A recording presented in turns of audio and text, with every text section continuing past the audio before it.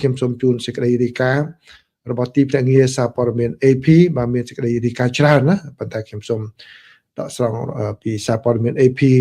មកជម្រាបជូនប្រិយមិត្តទាំងអស់គ្នាបាទបើយោងតាមមន្ត្រីរបស់កម្ពុជាបាទគឺ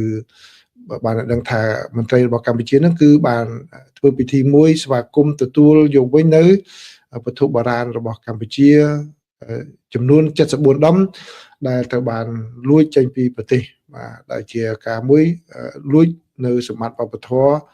របស់ប្រទេសកម្ពុជាបាទក្នុងពេលដែលបាត់បង់ហ្នឹងគឺតាមប្រវត្តិគឺបាត់បង់នៅក្នុងអំឡុងពេលដែលកម្ពុជាមានសង្គ្រាមស៊ីវិលហើយនឹងមានអស្ថិរភាពនៅក្នុងប្រទេសនៅក្នុងពិធីនេះគឺមានការចូលរួមដោយលោកហ៊ុនម៉ាណីដែលជាឧបនាយករដ្ឋមន្ត្រីគឺបានរៀបចំឡើងនៅសារមន្ទីរជាតិនៅក្នុងរាជធានីភ្នំពេញបាទដោយសារតែវត្ថុបុរាណទាំងអស់នោះទើបតែយកត្រឡប់មកវិញពីចក្រភពអង់គ្លេសបាទហើយគឺផ្អែកទៅលើកិច្ចព្រមព្រៀងកាលពីឆ្នាំ2020ឯណោះបាទចាំបានន័យថា20មក2020រហូតដល់26នេះគឺ5-6ឆ្នាំទម្រាំតែបានចូលមកដល់ប្រទេសកម្ពុជាវិញគឺកាលពីឆ្នាំ2020នោះមានកិច្ចព្រមព្រៀងរវាងក្រសួងវប្បធម៌និងវិចិត្រសិល្បៈរបស់កម្ពុជាជាមួយនឹងក្រុមគ្រួសាររបស់លោក Douglas Latchford ដែលជាក្រុមគ្រួសារអ្នកមានចូលចិត្តប្រមូលទិញវត្ថុបុរាណបាទហើយតាមដឹងគឺលោក Douglas Latchford ហ្នឹងគឺថាមាន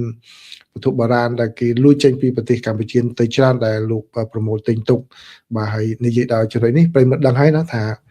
ច្រកដែលលួចចេញពីប្រទេសកម្ពុជានោះគឺច្រកនៅប្រទេសណាណាប្រទេសគឺប្រទេសថៃពិចារណាគឺប្រទេសថៃ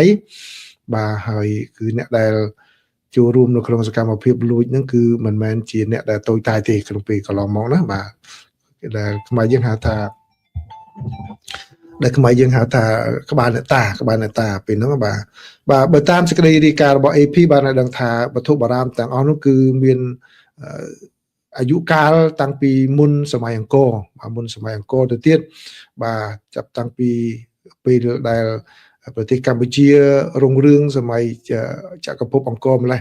បាទមានរូបភាពជាច្រើនបាទគឺមានរូបភាពខ្លះបាទមានវត្ថុបុរាណខ្លះបាទជាវត្ថុបុរាណដែលមានលក្ខណៈសាសនាបាទមានវត្តមន្តមានសាសនាផងដែរបាទនេះគឺជាព័ត៌មានមួយដែលខ្ញុំចងក្រងមកជម្រាបជូនប្រិយមិត្តទាំងអស់គ្នាដើម្បីបានដឹងអញ្ចឹងគឺជារឿងល្អដែរណាបាទ